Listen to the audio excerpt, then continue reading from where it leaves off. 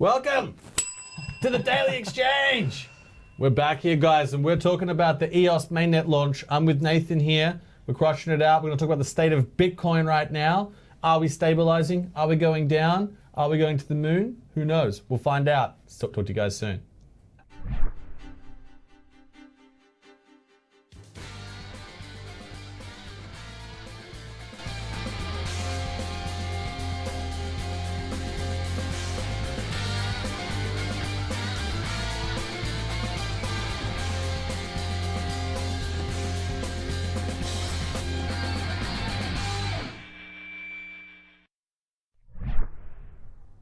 Welcome back, guys.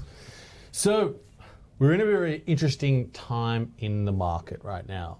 Nathan, would you say we're in an interesting time in the market? It's pretty different from what we've seen over the last couple of years, I think. I want to give you guys a bit of an update on prices right now. Bitcoin trading at $6,417. Ethereum at $491.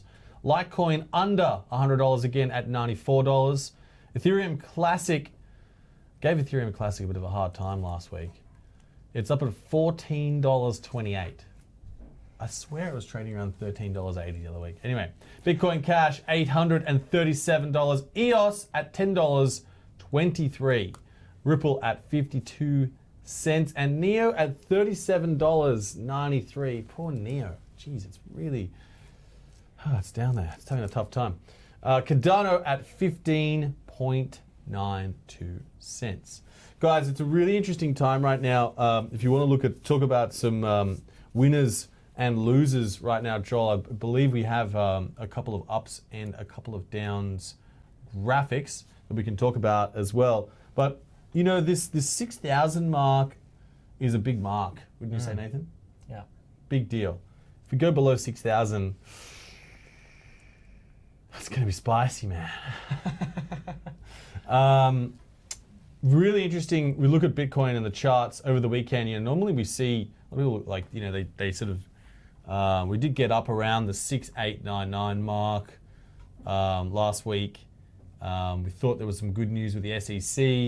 We had some really good news coming out. I think we've just seen so much good news right now. The issue I've got right now, and I'm so confused about, is why are we trading so sideways? And you know, I guess some of that was to do with the futures closing as well, the CME futures. But we've definitely had a very interesting time over the last week. Not much volatility right now. Not great for trading. Traders out there, I'm sure you're hurting. But definitely an interesting time. It's an interesting moment. You know, we had that $6,107 mark last week, which was a scary time. Were we going to hell? I think EOS went down to $9. It might have, yeah. Very scary times. But you know, we're talking about all throughout today in terms of these coins, winners and losers, and we'll be coming back to that. Moving on right now, I guess we've got the some interesting news. We do have a movie in the works potentially coming up. Joel, have we got some graphics for this? It's going mainstream. Going mainstream. Crypto going mainstream. There's a movie coming out with Kurt Russell, Luke Hemsworth, in an indie thriller from Manila. Wow. Some money laundering thriller. Did they have to call it money laundering? Like, that's just not helpful. No. That's just not great. Why do they have to always keep associating money laundering and crypto together? I have absolutely no idea. The plot will center around a young anti-money laundering agent tasked with investigating a tangled web of corruption and fraud. I hope it has some good action. From his remote New York hometown, where his father Russell and brother Hemsworth are struggling to maintain their family farm in a changing economic landscape. I hope there's a full circle here. The agent quickly finds himself enmeshed in a dangerous underworld populated by a mysterious art dealer. Man. This is like twists and turns out this one. Cryptocurrency enthusiast turned cyber sleuth and a corrupt accountant doing the bidding of ruthless clients. I hope they have a good block explorer. I agree. I agree. You know what I think? If I was with this movie, can we short the movie? If we could, that would be great, because we just want to change the word fraud. Like, can we just make it a happy story? What about people who have now got themselves from, economic challenge up to economic greatness, and the story of that? Where's the Forrest Gump of cryptocurrency stories coming? I don't know. Maybe you should make it. Yeah, maybe I should make it. All right. Moving on, guys. We're here with Nathan. Now, as you guys know, Nathan is part of the block producer Generios, and they are doing some fantastic work. You guys have obviously made some blocks, and you've earned some EOS, which is great, which is really good to see. You're currently sitting, I believe, was it at position? I think it's 37 right now. 37 right now. Let's have a look at the charts, which is great. 37. That's right, number 37. Yeah. You guys have about 1% of the vote of EOS. And there were some really interesting things you were telling me about, is in terms of you look at and study the analysis of these votes. Yeah. Tell us what you saw if you actually have a look at the votes. Well, when you take a look at some of the vote weight, some people have put together some good charts, and I actually should have brought that up before the show, but you see that for a lot of the top block producers, the general population is making up about 0.5 to 0.7% of their total vote, but the big chunks of the votes are coming from single accounts, and some of these single accounts are worth as much as 0.9% of the total vote weight. So the vote weight right now is sitting at around 205 million EOS. Is that right? 205 million EOS out of the billion that people have. 219 right 219. Now. Yeah. So we keep going up, that's good. Which is amazing, because right now people can start unstaking and withdrawing, and so we were expecting to see those vote counts go down, but they seem to be holding pretty stable. So that's exciting. But looking at the charts, we're seeing that we have big single accounts that are worth 0.7 to 0.9% of that 200 million. So these are 1 million to 2 million token holders, like EOS holders, and they put their votes down, and it makes a big impact. So I mean, all the little guys can make a big impact. All the people who are in EOS, and they should vote, because combined cumulatively, and I know a lot of people might be on exchanges, if they can get off those exchanges and vote, they can fight back. If there's producers that they really support, and everybody gets together and can get that 1%, that 2%, they can move the people they care about up to that 21. Right. So because there was a bit of controversy, I believe Bitfinex is sitting currently at position 13. Tell us about what happened with Bitfinex. So Bitfinex had, 70 million tokens or some huge volume of tokens in their stores. Yeah. Tell us about what happened there. Well, actually, I think Bitfinex, they have a large account for their participants, but under the governance, they're not allowed to use those for their own votes. So they might have, individual investors that have, large pools that have voted them up, but the actual EOS they hold for their clients, they're not legally allowed under the EOS governance to use that to vote for themselves. They have to allow their participants to make their own decisions, or provide a means that they can move those tokens off and vote for themselves. Because they had a vote, and you said the vote was no. That's right. Yeah, I think a few of the exchanges, Bitfinex included, actually presented a vote to their community and said, hey, do we want to get this chain unlocked and allow us to use your vote just to vote for a segment of producers? And the overwhelming response from the community was no. We should let individual people. We don't want these exchanges to come on and just manipulate the market. And the other aspect was there's a lot of concern around private key theft, and a large group of the block producers wanted additional time to figure out how they could support these people that might have had their keys stolen, and put safeguards in measure before the chain, like the mainnet, unlocked. Now, of course, the mainnet has unlocked, and so mainnet is unlocked, and it's been unlocked for a few days. Yeah. That's amazing. Yeah, it's great, and that's what allowed the block producers to actually start earning their rewards, and that's what allowed people to start unstaking, and we're going to see exchanges start allowing withdrawals real soon. So Bitfinex said no to using their votes, right? But then they have a whole lot of EOS as well, and so they've used that to become a block producer, it seems. They've got 2.253% of the vote, 33 million tokens. So they probably just voted for themselves, right? Yeah, which is I fine. suspect so. There's nothing wrong with that. I guess the challenge came the other day, over the weekend. There was a let's talk about this, because there was a mainnet freeze as such, because one of the blocks there was an issue with that. Tell us the story about what happened there. What happened with the blocks? What happened with Bitfinex? Tell us what happened.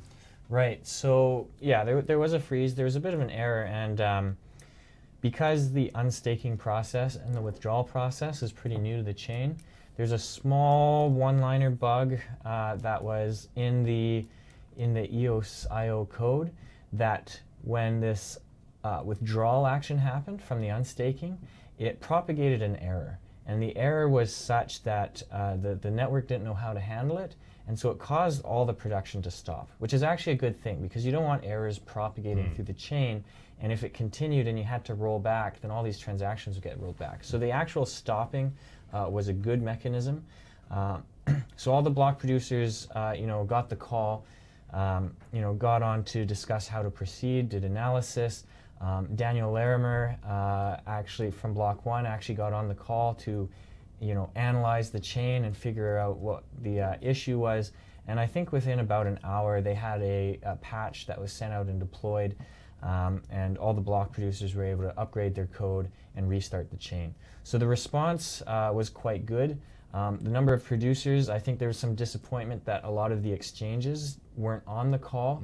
A lot of these non-exchange based block producers were responding right away, and then a number of the exchanges were really slow on the uptake. So I think there was some concern there that these exchanges with their big investment in EOS should put more effort in making sure that if they're going to be a block producer, they're more responsible. But in the end, everything did work pretty smoothly. The root cause was found. There was an unfortunate side effect. Error messaging on the mainnet has been causing a lot of confusion, because the fix that Block One put in is now making the error messages less verbose. So people are trying to do things on EOS, and when there's a problem, they're not sure what it is. So we're hoping that Block One can fix this really quick. Okay. Well, Block One seemed to be responding quite well to all the different changes and updates, and Dan Larimer obviously seems to be participating, which is great.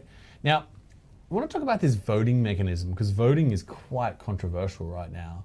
Well, not necessarily controversial, but like there is a constitution and sort of the governance of that. And tell us some of the rules that are involved with what you can and can't do to get votes. Nathan, talk us through the actual what's required. By the way, guys, if you do have any EOS tokens, do jump on and vote for Generos. They're doing a great job. They've been up all night. They're producing some great tools. I want to talk about this EOS toolkit that you guys have built and how that's going, because I think it's an amazing tool.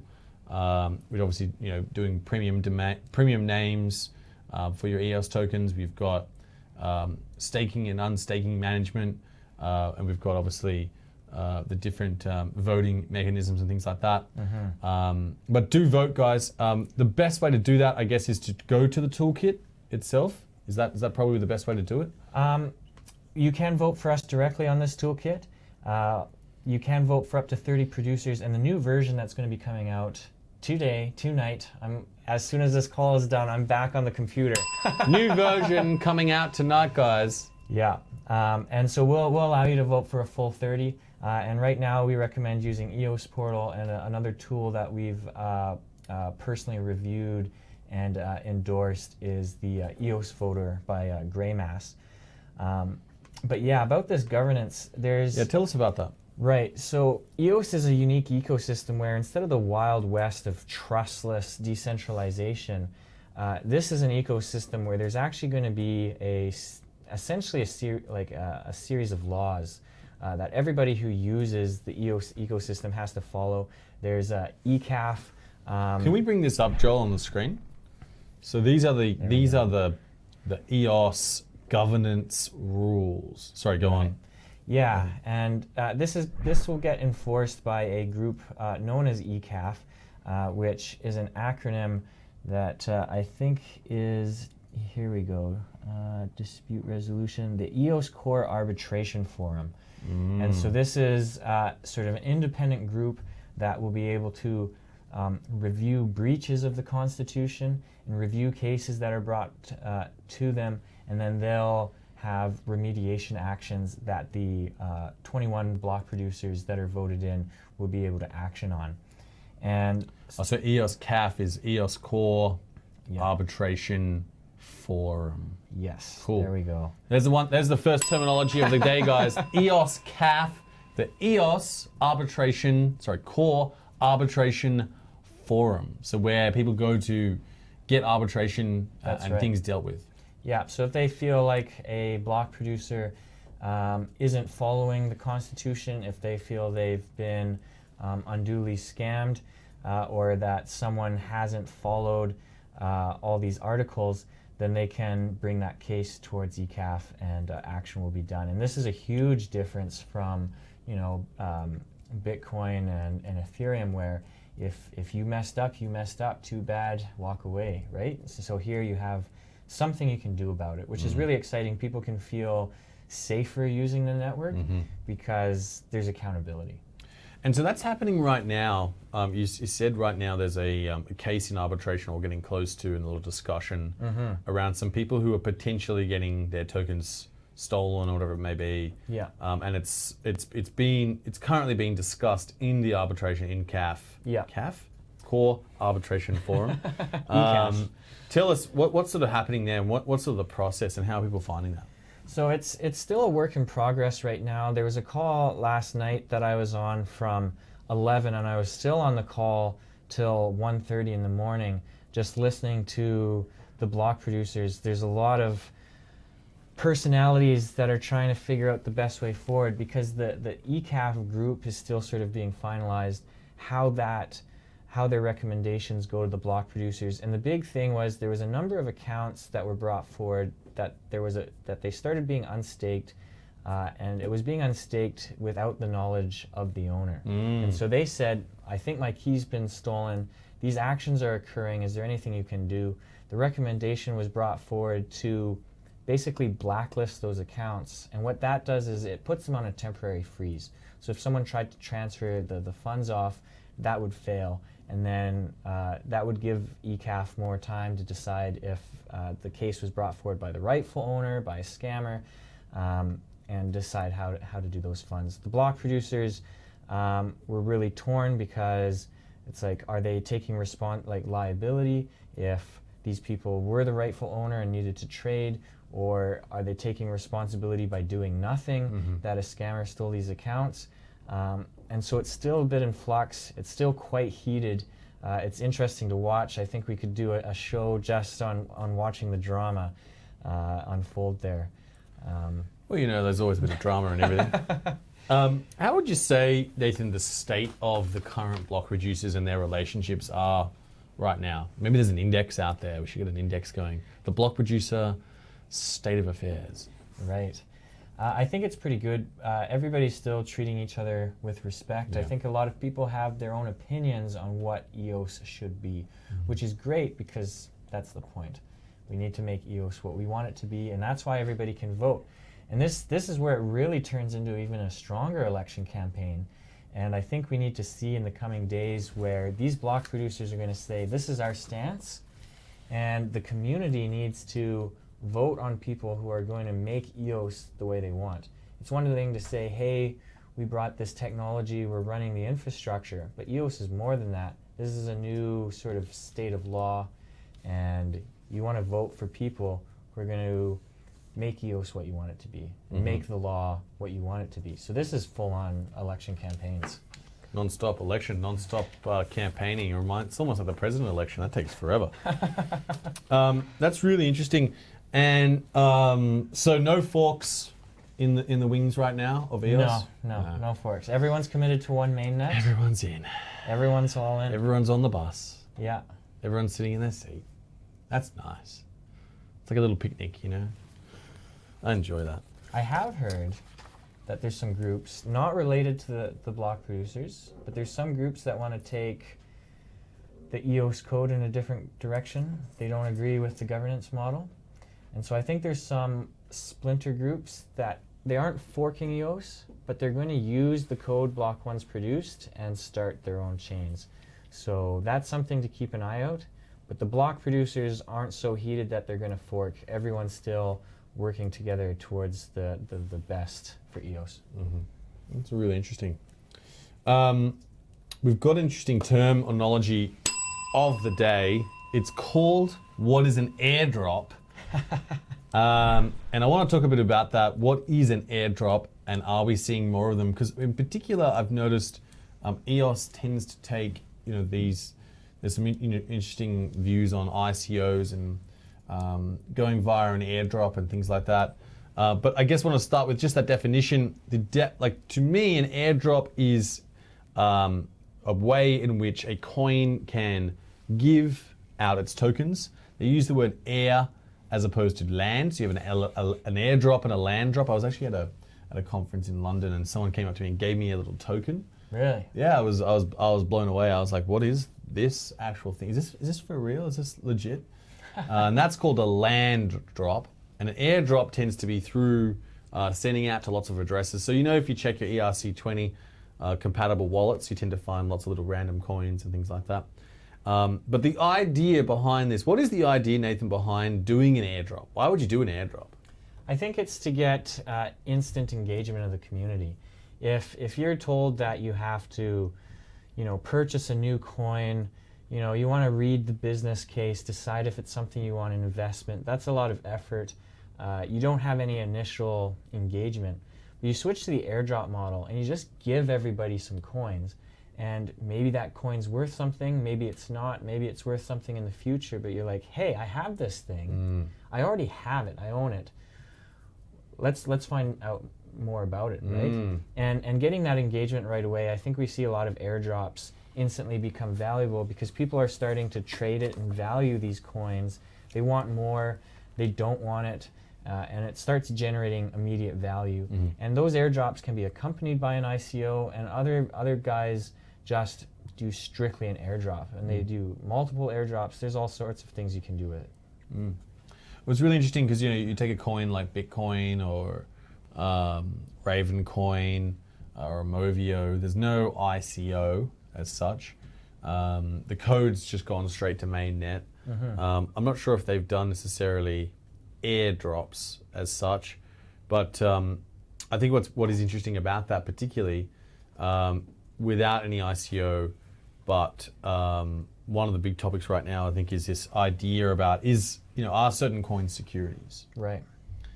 And a lot of the things, I guess, what the commissioner of the SEC really talked about was is the coin decentralized or not? And I think a lot of what's interesting about this is, so EOS, just so I understand, it's made by Block One, then it's been given to a group of individuals who have launched the blockchain itself. I guess in a you would say potentially in a decentralized way. The ICO really went to Block One. It didn't actually go to the block producers or the blockchain, but they obviously are supporting the blockchain dramatically. Yeah. And they're obviously funding a lot of applications and things like that. But if by that rationale, would you consider EOS to be centralized or decentralized? That's a good question. I think the network. It's a multi-billion-dollar question. It is. The network itself is decentralized. Anyone can run the network. Anyone can vote for who they want to run the network. Anyone can take the code and run their own network. What Block One's brought to the table is a core base of code. And the code is open source, so people can contribute to that right now. You can go on GitHub and say, hey, I think EOS would be better if you did this. Submit a pull request, and Block One can take it in. So all Block One's brought to the table is, here's some code to run a network. And if you run this network, we already own some.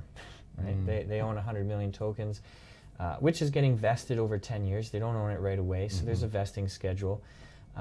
And 10 years, that's a long time. yeah. So, well, EOS is forever, right? So I don't think it'll be a problem.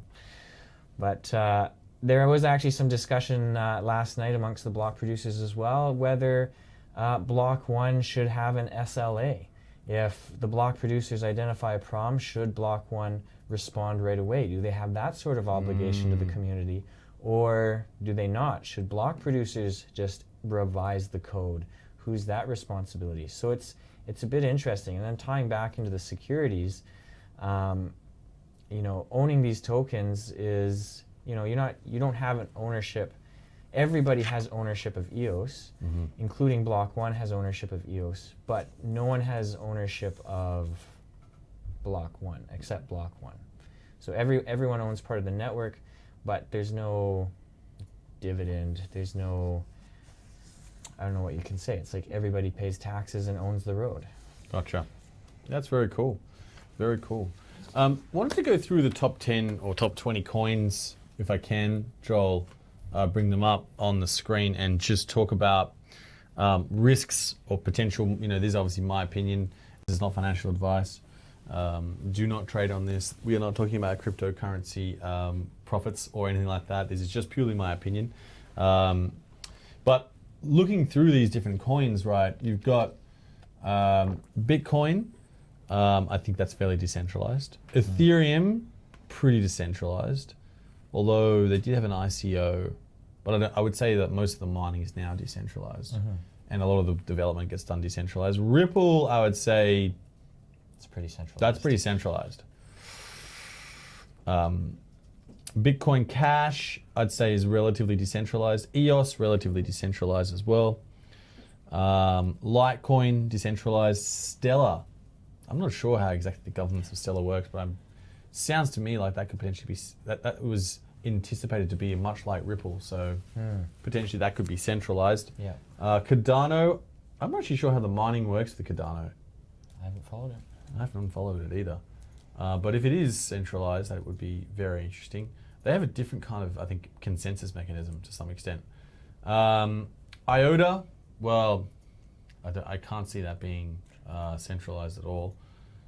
Tron, with their blockchain, that could potentially be centralized as well because they control that. I don't actually know how the mining works with that, but I'm pretty sure they run everything there. Well, I think, yeah, they have some sort of super delegate system. I think it's similar. I think it's similar to the EOS block producer, but I haven't researched it enough to say. Oh, okay, I might be wrong there. Similar. Tether, interesting one. I think that potentially, that's definitely fairly centralized, I guess, in terms of how the money operates there. And it is a representation of value. That could potentially be a security. A bit scary, that one. Neo, I think, is definitely potentially on the centralized front because they run all the, I think there's 12 nodes there. Dash, I don't think so. Monero, no. Bitcoin, Binance Coin. Binance Coin has been an absolute star recently, up 2% while everything else is falling. I think currently they have a community vote currently going on for the next community coin. I think people are purchasing the coin because of that. It is in our top 10 price gains, as you can see there, coming in at position 5. Really interesting coin. And I always think a very strong one. It's just been performing really, really, really well because they have an actual use case in terms of saving the fees. They have another use case in terms of voting for the site. It seems to me like it's an actual utility token that's genuinely used, which is really cool. Going NEM, I'm not sure how NEM actually works with its voting again as well. I need to research that. Ethereum Classic is much like Ethereum. Oh, Ethereum Classic. Quantum, that's obviously a quantum resistant network. And ontology, again, I am not sure how ontology does its centralized versus decentralized mining and or proof of stake, proof of work, whatever it may be. Sounds kind of medical.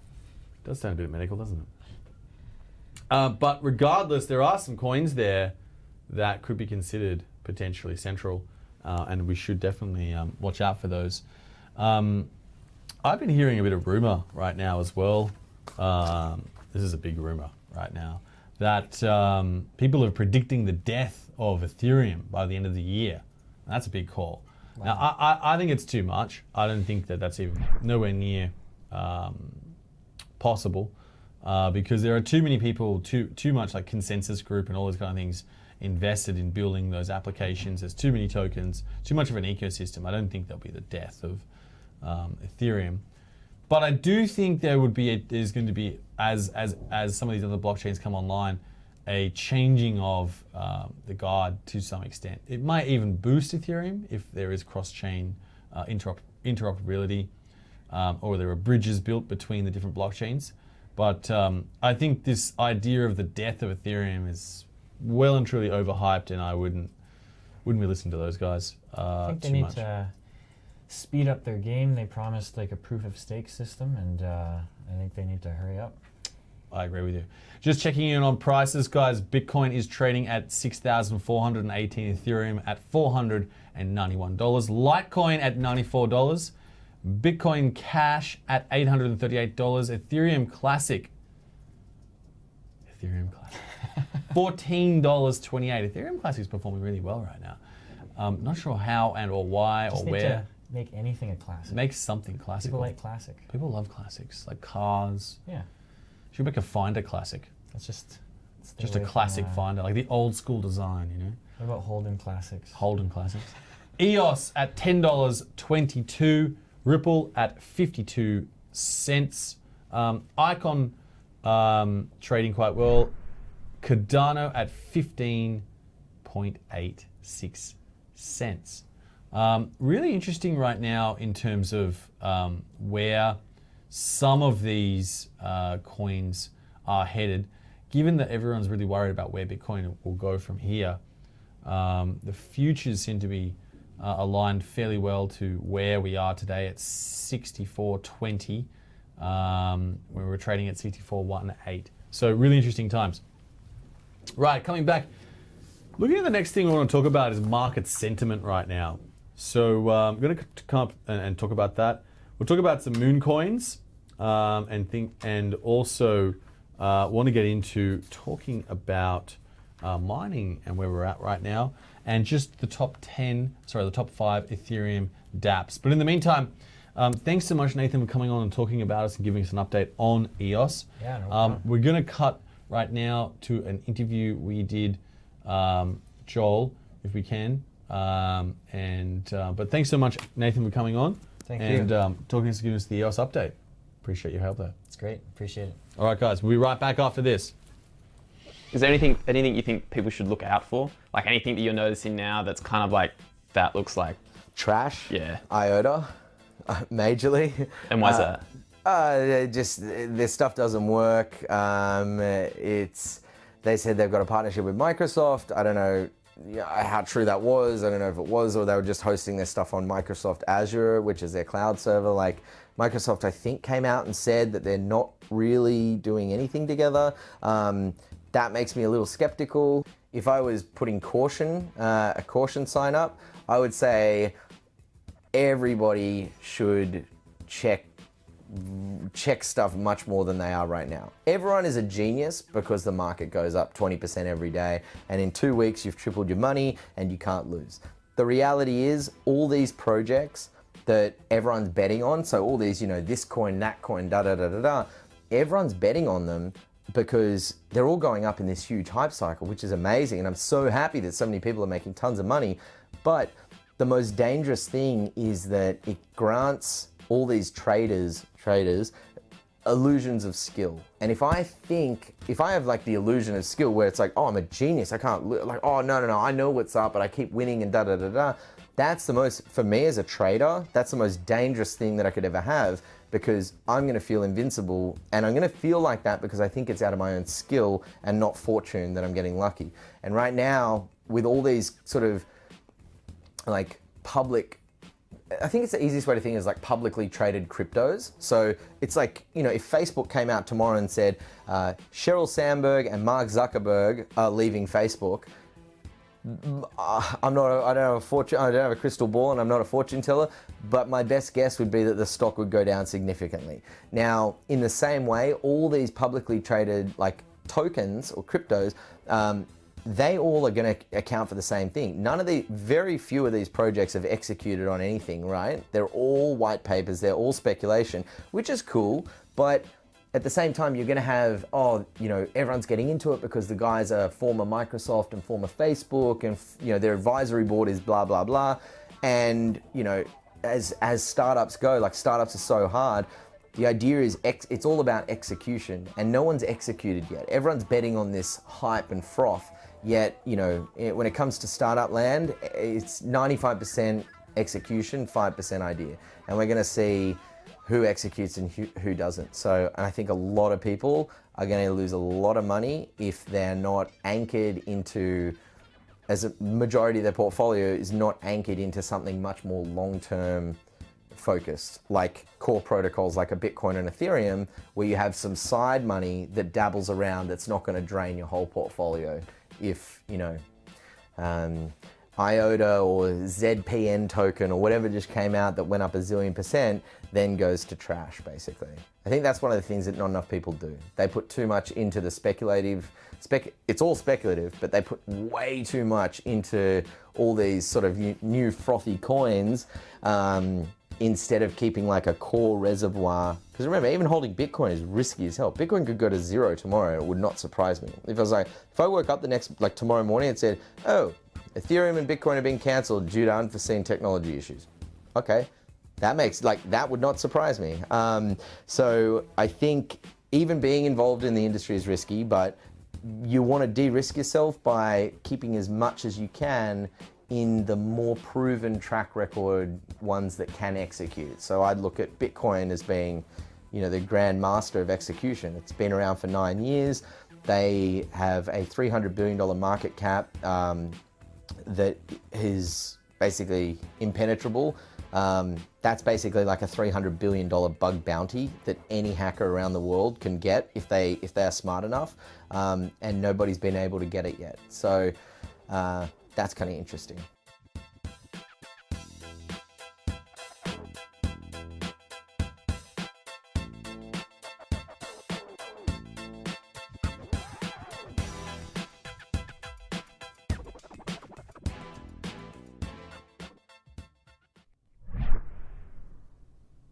Welcome back, guys, to the Daily Exchange. Thanks very much, Nathan, for joining us.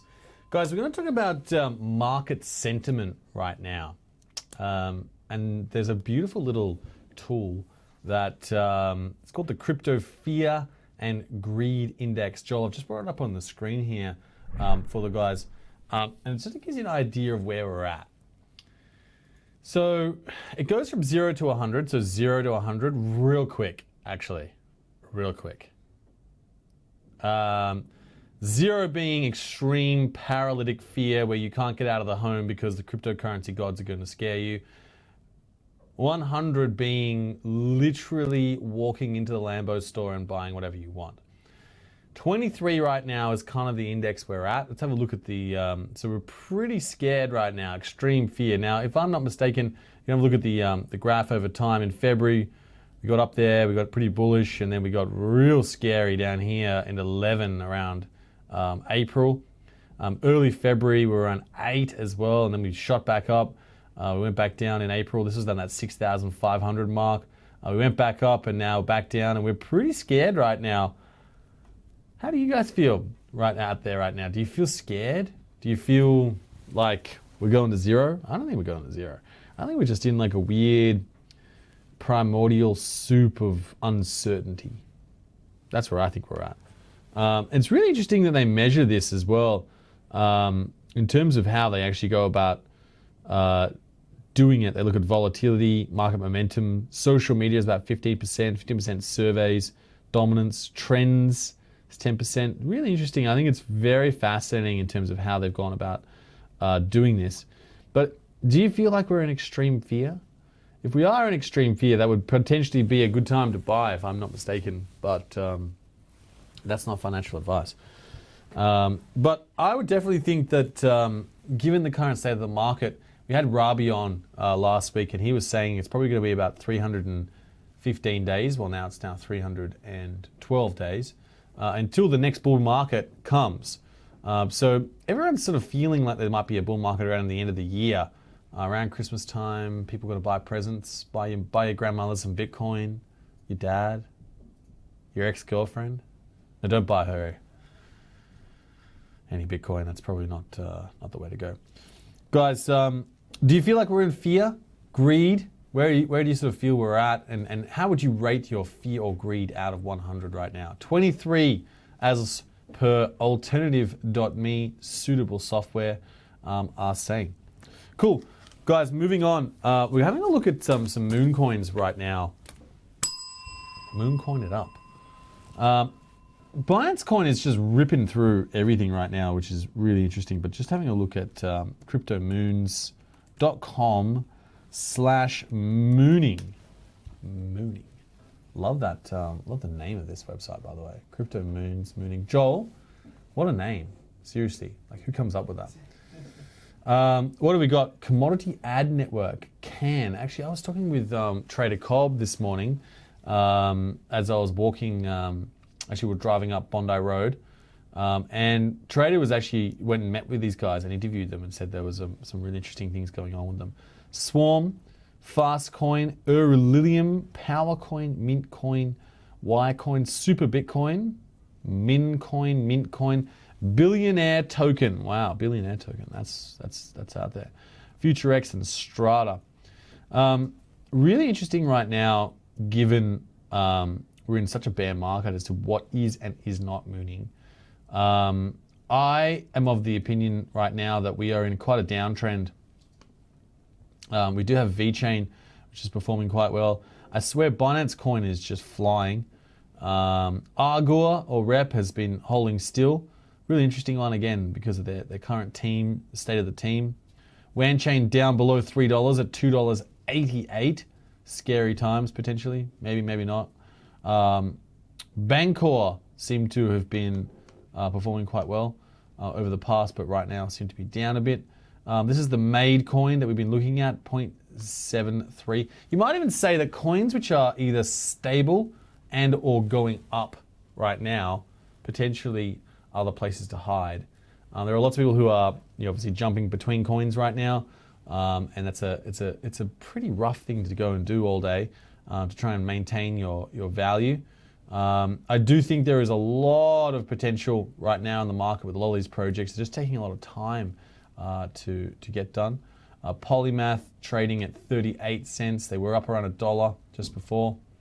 Some of these are probably going to get found out. Others have probably still got this deep believers and they're going to perform well. But yeah, these are the kind of coins that are mooning right now. So there's not much moon out there. It's really a sad state of affairs, really. No moons.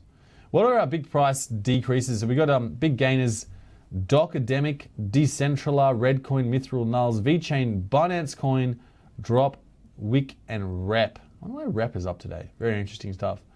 Really interesting times right now. If we have a look at just giving an update on the GitHub accounts of some of these big coins. So in the past 12 months, we might zoom in a little over the last 3 months to give a better indication.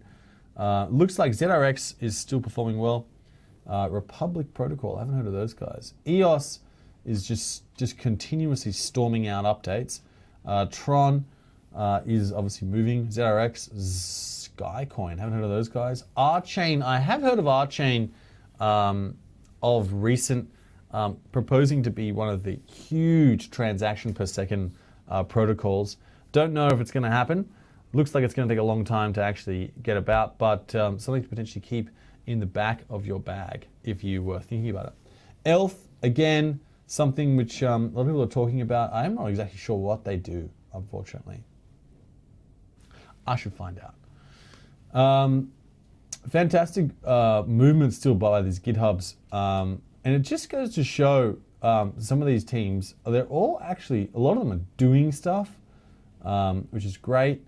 But some of them, obviously are not. And I'm worried about that dramatically.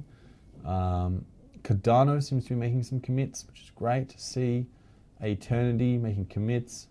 All these kind of things really go to show that this ecosystem is strong. Bitcoin even itself making commits. This ecosystem is very strong. I can't see why we're not eventually going to pull out of this bear market. I'm very bullish, and I think it's going to be interesting times coming up. I guess wanted to talk a little bit about mining right now. Moving topics.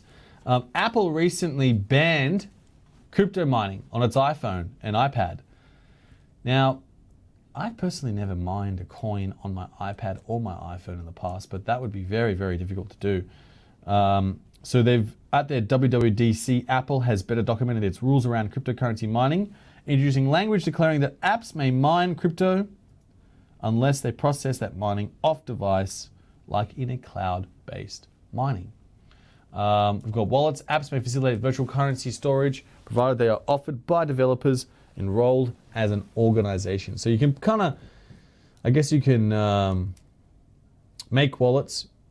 You can't mine cryptocurrencies unless it's off device. Exchanges, so you can do an exchange, which is good.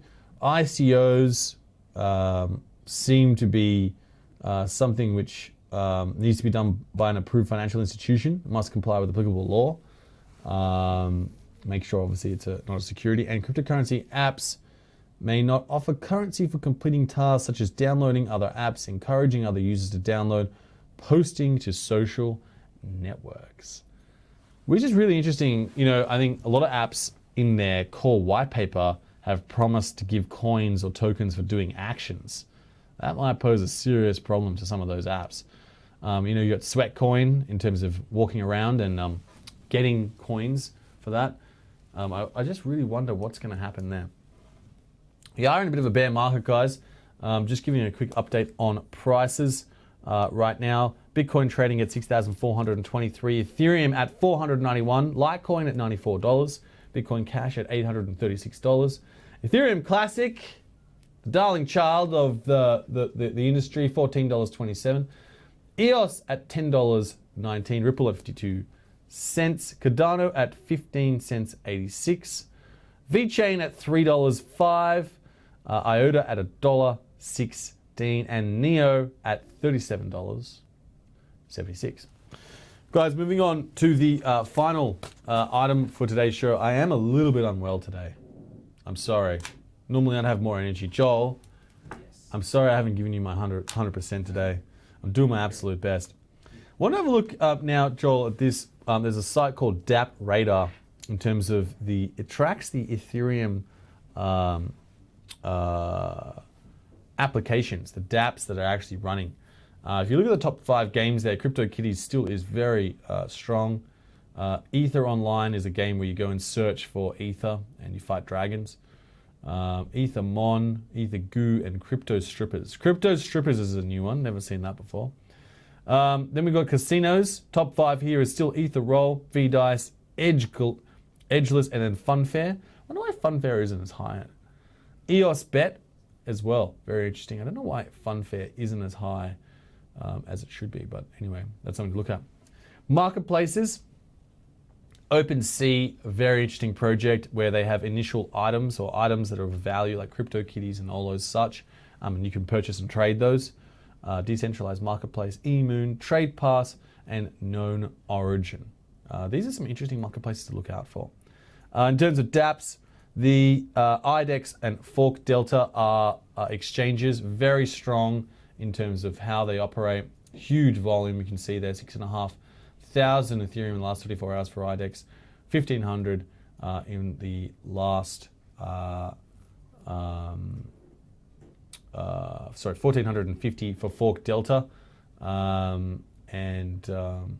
Yeah, really interesting. Guys, have a look at this, this link. Obviously, we have also another article from CoinDesk talking about some of the most important dApps. Still IDEX and Fork Delta. Fork Delta's like Ether Delta. It's just they forked it and made it better. It looks a bit nicer. Trades pretty well. Goes okay. In terms of active users, I'm not sure if you have do you have a graphic for that, Joel? In terms of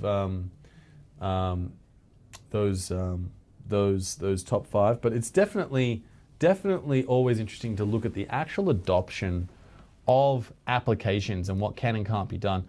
Clearly, it must be that a lot of these other protocols are going to launch the exact same categories or exact same types of things: games, casinos, marketplaces, and other applications.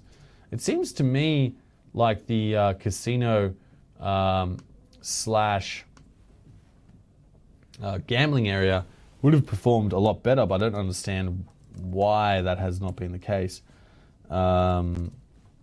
Just bringing up the, so CoinDesk have brought up a recent article in terms of active users. Let's have a little look at that in terms of what they're doing there. Guys, do you have an application right now in terms of that you're using, or that you know, that you're getting out there and enjoying? Does anyone own a CryptoKitty as well? Joel, do you own a CryptoKitty? Not yet. Not yet. I should own a CryptoKitty. We should make a Fred CryptoKitty. What would the Fred CryptoKitty look like? I wonder. Can you actually design them custom? That'd be really interesting. I know there was a quite a few CryptoKitties going around for a while there. In terms of, I can't seem to find the this article. Top 5 Ethereum. Maybe they've killed the article because they're worried there's no other dApps. Top 5 Ethereum dApps. Here we are. I found it. So still, in terms of active users, IDEX is number 1. We've got Fork Delta. That's what we're talking about. It's a nice little new interface. It does look a bit like Ether Delta, but it's a little bit quicker. Bancor, interesting one. 560 users in the last 24 hours. Seems to be allows users to exchange Ether and a growing number of ERC20 tokens. So it's a nice little exchange. Bancor is, which is kind of cool. CryptoKitties still performing strong. Local Ethereum, smartest way to buy and sell Ether. Local Ethereum facilitates trades of Ether between individuals, much as local Bitcoins did for Bitcoin. And similar name is not a coincidence. People have been asking, is there a local Ethereum? Even before we announced ourselves last year. Local Ethereum is a great idea. I really like that in terms of how they operate and what they do. Guys, do follow us on Twitter. Join us every day for the Crypto Finder TV, the daily exchange. Geez, the BAT token's taken a pummeling recently. But I'm going to leave it there for today, guys. Do vote for us. Subscribe to us on YouTube. Dial in tomorrow at 11 o'clock again. We're going to have some really interesting guests coming up this week. I apologize for my sickness. I did my absolute best. Thanks so much, Nathan, for coming on. And we look forward to every incidence of the next coin you've got going to the moon. See you guys.